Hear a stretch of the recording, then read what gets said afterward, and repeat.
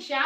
तो आज हम डिस्कस करने वाले हैं 10 क्वेश्चन जो रिलेटेड है कल्चरल स्टडी से, प्रीवियस ईयर क्वेश्चन पेपर से वो रिलेटेड है जो 2020 में और 2021 में आ चुके हैं ऑलरेडी। और हम ये भी बताएंगे कि इनको आपने कैसे समझना है, कैसे आपने इनको सोल्व करना है। और उसके साथ साथ हम ये भी डिस्कस करेंगे कि अगर आपको ये पढ़ने हैं तो आप कहाँ से पढ़ेंगे। ओके, तो लेट्स स्टार्ट।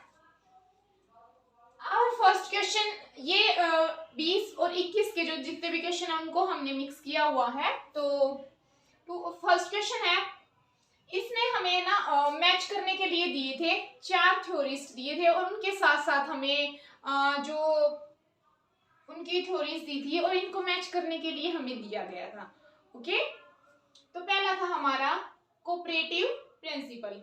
कोऑपरेटिव प्रिंसिपल किससे रिलेटेड है? पॉल ग्रीस से रिलेटेड है। सेकंड है हमारा Edward Sapir. Edward Sapir related है लिंग्विस्टिक रिलेटिविटी से।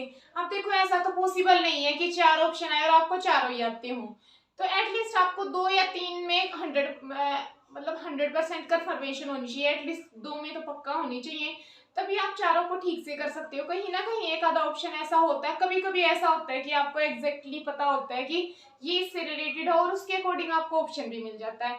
बट कभी कभी डिफरेंट सिचुएशन क्रिएट हो जाती है पेपर में कि चारों ही बिल्कुल ऐसा लगता है कि ये भी इसका ये भी इसका, तो उस टाइम पे आपको कुछ नहीं करना होता, बस एक बार 1 मिनट के लिए शांत मन से सोचना होता है कि हमने इस राइटर को पढ़ा था तो ये तो 100% इसी से रिलेटेड है। उसके बाद सेकंड पे हमने शॉर्टी करनी होती है 100 या 80% तक जाके, फिर ऐसे ऐसे करके हम उनको सोल्व करते हैं। ओके, तो देखो एडवर्ड स्पेयर के ऊपर हमने सेपी के ऊपर ऑलरेडी वीडियो अपलोड कर दी है। आज मैं डिस्क्रिप्शन में आपको सारे लिंक प्रोवाइड कर दूंगी, जो भी वीडियो हमने इन राइटर के जो भी आज हम करने वाले उनके ऊपर बनाई हुई है ऑलरेडी, उनके ऊपर वो ज्यादा नहीं, कुछ 10 मिनट तक की होंगी, तो आप उनको भी अगर देख लेते हो तो 100 में से 80-90% तक आपके डाउट क्लियर हो जाएंगे और एटलीस्ट आपको थ्योरीज और वर्क्स में तो कोई प्रॉब्लम नहीं आएगी। अगर मैचिंग के, मैंने ज्यादातर देखा पेपर में कि मैचिंग के ही ज्यादा क्वांटिटी में जो क्वेश्चन है वो आ रहे हैं एग्जाम में, तो उसी के पॉइंट ऑफ व्यू को मैंने देखते हुए, उसी को नजर में रखते हुए उसी हिसाब से वीडियो बनाई कि ज्यादातर मैंने हर राइटर की एक स्पेशल वीडियो इस चीज के ऊपर बनाई कि जिसमें बस उसके वर्क्स और थ्योरीज का अलग से डिस्कशन हो, उसके अलावा कुछ ना हो। तो मैंने कोशिश करी उसकी लाइफ थ्योरी और उनके वर्क्स के बारे में ही हो, ताकि क्लियरली अंडरस्टैंड कर पाए हम चीजों को। ओके, तो ये है लिंग्विस्टिक रिलेटिविटी से रिलेटेड है एडवर्ड सेपीर। इसके ऊपर हमने वीडियो, मैंने बोला कि डिस्क्रिप्शन में लिंक आपको मिल जाएगा। थर्ड है फर्नांडो शेशोर। जहां भी लिंग्विस्टिक साइन का मतलब नाम आ जाए वहां ऑलमोस्ट 90% तक आपने शोशोर के ऊपर ही करने देना है लिंग्विस्टिक। बट एक लिंग्विस्टिक से और भी रिलेटेड क्वेश्चन आया था जिसमें अदर था, बट थोड़ा सा आपने ये देखना है, ओनली लिंग्विस्टिक पे हो तो नोम चॉम्स्की है, ठीक है। और अगर लिंग्विस्टिक और साइन की इकट्ठी बात की जाए तो फर्नांडो शेशोर है। ओके, अगला है हमारा Nancy Dorian. Nancy Dorian language depth, language depth. Okay, अब ये थे, अब एटलीस्ट आप इन सबको याद रखें, हो सकता है कि आपको यही दे दें और इनसे रिलेटेड कुछ दे दें एग्जाम में। देखो कभी भी पेपर के आप पीछे वाला आता तो नहीं, बट उससे रिलेटेड या उसके जैसा ही पैटर्न जो है यूजीसी रखता है, तो इसलिए मैंने सोचा कि ये आपके साथ डिस्कस कर लेती हूँ। अगर आपको ये 50 रहते हैं और कोई इनसे रिलेटेड आ जाता तो एटलीस्ट आपके दिमाग में हिट पक्का करेगा। ओके, अब हम अपने सेकंड पे आ जाते हैं। ये थ्योरीज हैं, ठीक है, इनमें कुछ थ्योरीज भी मैंने डाली हैं, ये थ्योरीज है और ये बताना था, अरेंज करना था कि कौन सी थ्योरी पहले आई थी, कौन सी थ्योरी बाद में आई, ठीक है। तो इसके साथ साथ ये ओनली अरेंज ही करना था, बट मैंने इसके साथ साथ इनके राइटर्स को भी डाल दिया कि हो सकता है नेक्स्ट टाइम पे आपको थ्योरीज को मैच करने के लिए दे दे राइटर के साथ, इसलिए मैंने इनको भी डाल दिया। पहली है हमारी, इनको अलग अलग उसमें दिया हुआ था डिफरेंट, मैंने इनको फर्स्ट कब आई, सेकेंड, थर्ड, ऐसे सीक्वेंस में लगा दिया है ताकि आपको कंफ्यूजन ना हो। पहली थी स्ट्रीम ऑफ कॉन्शियसनेस। अब स्ट्रीम ऑफ कॉन्शियस का नाम आती है, आपको 2 चीजें याद आती होगी, एक तो आती होगी वर्जीनिया वुल्फ और दूसरा कौन आता है आपको, मिसिस डोल्वे जो वर्क है वो, तो उन दो में स्पेशल यूज हुआ है। विलियम जेम्स से इन्होंने जो ये टर्म है स्ट्रीम ऑफ कॉन्शियसनेस इसको कॉइन किया था। उसके बाद डोरोथी रिचर्डसन ने इसका यूज किया और उसके बाद तो जेम्स जॉयस हो गया, इन्होंने अपने वर्क्स में भर भर के इसका इस्तेमाल किया। ओके, सेकंड है डीफेमरलाइजेशन। डीफेमरलाइजेशन किसने दी, विक्टर शेक्लोस्की। विक्टर शेक्लोस्की ने दी थी डीफेमरलाइजेशन, जो स्ट्रीम ऑफ कॉन्शियसनेस के बाद आई। थर्ड है हमारा प्रैक्टिकल क्रिटिसिज्म। प्रैक्टिकल क्रिटिसिज्म ये तो भाई मतलब कि सबसे आसान है, आइए रिचर्ड्स। ओके, अगला हमारा heresy of paraphrase, Cleanth Brooks के ऊपर, ठीक है, Cleanth Brooks, heresy of paraphrase. अब ये सारे जो है ये आपको वीडियोस में मिल जाएंगे अलग अलग मेरी, कि ये एक्चुअल में ये टर्म क्या होती है, कुछ शॉर्ट्स भी हमने डाले हैं तो उनमें मिल जाएंगे, आप चैनल पे जाके देख सकते हो। नेक्स्ट है हमारा, इसमें हमने मैच करने, अगेन से देखो आप, वो भी मैच था, ये दोबारा से मैच ही करना है इनको भी। अब देखो इसमें ये ऑप्शन दिए हुए थे, इनको इनके साथ मैच करना था, तो मैंने थोड़ा सा इजी वे में लिखा है। माइकल दे कोर्टिक, ये इनका था the practice of everyday life. अब ऐसे ऐसे नाम तो हम कभी सुनते भी नहीं, कभी कभी होता है कि हाँ हमने कुछ पढ़ लिया या उसके अंदर आ गया तो ही हम जानते हैं। ओके, अदरवाइज तो जो इम्पोर्टेंट होते हैं हम उन्हीं को जान लेते हैं, ठीक है। पर इम्पोर्टेंट आप एटलीस्ट ठीक से पढ़ें ताकि आप डिफरेंस क्रिएट कर पाए, उधर जाके कंफ्यूजन ना हो कि प्रैक्टिस से ऐसा कुछ ना करना पड़े आपको। ओके, जॉन फिस्क के ऊपर हमने मैंने ऑलरेडी वीडियो अपलोड कर रखी है, मैं डिस्क्रिप्शन में लिंक दे दूंगी उसका भी। उसमें अंडरस्टैंडिंग पॉपुलर कल्चर के ऊपर मैंने अच्छे से डिस्क्राइब किया हुआ है कि एक्चुअल में ये सारा कंसेप्ट क्या है। आप एक बार प्लीज विजिट करके देख लीजिएगा, कोई ज्यादा लंबी चौड़ी नहीं है, बस इंपॉर्टेंट पॉइंट है। अगर आप वो देख लोगे तो मेरे ख्याल से कोई डाउट आपका रहेगा नहीं। तो अंडरस्टैंडिंग पॉपुलर कल्चर, जहां भी पॉपुलर कल्चर की बात आ रही है ना, वहां आप आंख बंद करके जॉन फिस्क को ही लगा देना। ओके, थर्ड है पार बूडी का था डिस्टिंक्शन। और फोर्थ है हमारा जेनिस रेडवे का था रीडिंग द रोमांस। अब ये रीडिंग से रिलेटेड कई वर्क जॉन फिस्क के भी हैं, तो इन्होंने थोड़ा सा कंफ्यूजन के लिए डाला रीडिंग द रोमांस। तो अब आपको डिफरेंस क्रिएट करना, बट मैंने इसकी जितनी भी फिस्क की थ्योरी है उनको और वर्क्स को अच्छे से डिफाइन किया हुआ है। आप अगर वो कर लोगे तो अगर इससे रिलेटेड कोई क्वेश्चन आएगा तो एटलीस्ट आपका कंफ्यूजन क्रिएट नहीं होगी। ओके, हमारा फोर्थ क्वेश्चन है, ये मैचिंग में नहीं था, ये ऐसे ही पूछा हुआ था, मैंने थोड़ा सा इजी लैंग्वेज में लिखा है ताकि आपको क्लियरली समझ में आ जाए। हु प्रेजेंट द कंसेप्ट, किसने इस कंसेप्ट को क्या किया, प्रेजेंट किया। Multi accentuality of sign, multi accentuality sign की। अब देखो एसेंट होता है, एसेंट होता है जब आप कोई कुछ चीज बोलते हो तो आपका एसेंट कैसा है, मतलब आपकी टोन कैसी है, ठीक है।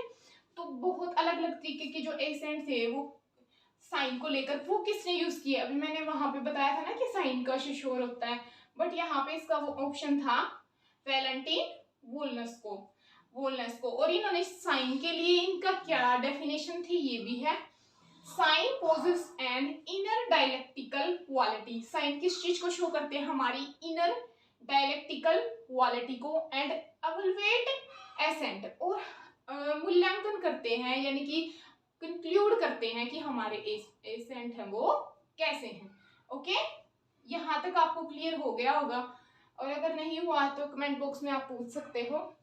मैंने अपनी तरफ से पूरी कोशिश की है कि मैं आपको इजी से इजी लैंग्वेज में डिफाइन करूं। क्वेश्चन नंबर 5 पे आ जाते हैं, ये फेमिनिज्म से रिलेटेड है। Which feminist theorist posted a separate realm of female experience captured in a style of writing different from men's? किस वुमेन थ्योरिस्ट या किस फेमिनिस्ट थ्योरिस्ट ने, फीमेल राइटर ने दूसरी फीमेल से अलग पॉइंट ऑफ व्यू रखा रियलिज्म को लेकर, और उनकी जो स्टाइल ऑफ राइटिंग थी वो डिफरेंट थी फ्रॉम मैन के स्टाइल ऑफ राइटिंग से डिफरेंट थी। तो वो है लूस इरिग्रे एंड हेलन स्योक्स, ये भी हमने की हुई है। The term competence and performance, okay, ये आपने याद रखना है। हो सकता है इनसे रिलेटेड कुछ घुमा के क्वेश्चन आपको दे दें या ऑप्शन में मैचिंग वगैरह में कुछ दे दें। अब क्वेश्चन नंबर 6 है, the term competence and performance है। अब देखो कॉम्पिटेंस, परफॉर्मेंस, ये सब मैंने नोम चॉम्स्की के ऊपर 2 वीडियो अपलोड की हुई है, ठीक है। उनमें मैंने अच्छे से उनके बारे में डिस्क्राइब किया है कि एक्चुअल में क्या है वो सब कुछ, ठीक है। तो ये किसने दिया? नोम चॉम्स्की ने। तो एक बार आप विजिट करके वो 2 वीडियो भी जरूर से देख लें, आपके सारे कंसेप्ट ऑलमोस्ट नोम चॉम्स्की के बारे में तो क्लियर हो जाएंगे। क्वेश्चन नंबर 7 है, which theorist emphasize social and historical dimension of a text reception, किस थ्योरिस्ट ने सोशल और हिस्टोरिकल दोनों ही मुद्दों को अपने टेक्स्ट में रिप्रेजेंट किया? Hans Robert Jauss. हमें इसके ऊपर भी वीडियो अलग से अपलोड करेंगे, अभी नहीं हुई है। Who coined the term dictum, dictum term किसने कॉइन की? मार्शल मैकलुहान ने। इसके ऊपर भी हमने वीडियो अपलोड कर रखी है, 10 या 15 मिनट्स की होगी उसमें, और इसके जो भी सरफेस ज्यादा डीप ये आते नहीं, तो इनके बारे में ऑलमोस्ट सारा कवर हो रखा उसमें, ओके। अगला फिर से है मैच, इसमें थोड़ी सी स्पेलिंग मिस्टेक है, एक बार मैं ठीक कर देती हूँ।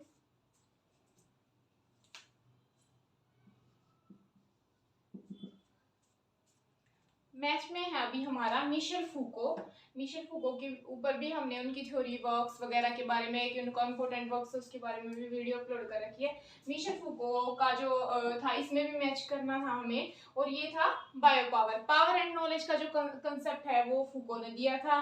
इसके ऊपर सेक्सुअलिटी का इन्होंने दिया था। इनकी थिंकिंग क्या थी पावर और सेक्सुअलिटी को लेकर, कि जो पनिशमेंट सिस्टम है वो बंद हुए, और थोड़ा सा जो ट्रीटमेंट है पेशेंट को लेकर या जेलर को, मतलब जो कैदी होते हैं उनको लेकर, वो पनिशमेंट से थोड़ा सा प्रे होना चाहिए, एज ए ऑब्जेक्ट उनको ट्रीट ना किया जाए, ओके। मिखेल भक्तिन के ऊपर भी वीडियो अपलोड हो रखी है। क्रोनोटॉप दिया था, इसके अलावा भी इन्होंने बहुत ही ज़्यादा इंपॉर्टेंट टर्म्स दी हैं, वो आप उस वीडियो में जाके देख सकते हैं। क्रोनोटॉप हो गया, और इनकी और कई टर्म्स हैं जैसे कि पोलीफोनी हो गया, ओके। और नेक्स्ट इज माइकल रिफ्टरी, इसने दी थी सुपर रीडर की थ्योरी, ओके। सुपर रीडर, ये आप पक्का से याद रखें।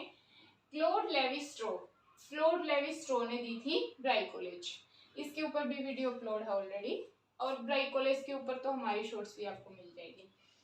क्या होता है शोशोर? अब देखो शोशोर के 3 क्वेश्चन आ चुके हैं 2 ईयर्स के अंदर अंदर, फर्स्ट, सेकंड, थर्ड, और एक साइंस से रिलेटेड अदर क्वेश्चन भी आ चुका है। तो अब आपको पता लग गया होगा कि क्या इंपॉर्टेंट है और क्या बार बार रिपीट हो रहा है। इसके बाद हम एक वीडियो अपलोड करेंगे जिसमें हम 2019 और 18 के थ्योरी और कल्चरल स्टडी से रिलेटेड बस वही कंसेप्ट लेके आएंगे। उससे पहले मेरी रिक्वेस्ट है कि आप एक बार वो 10-10 मिनट की वीडियो है जो मेरी, वो देख लें, ताकि आपको सारे कंसेप्ट एक बार क्लियर हो जाए, फिर करने में भी थोड़ा अच्छा लगता है जब आपको आ रहे होते हैं।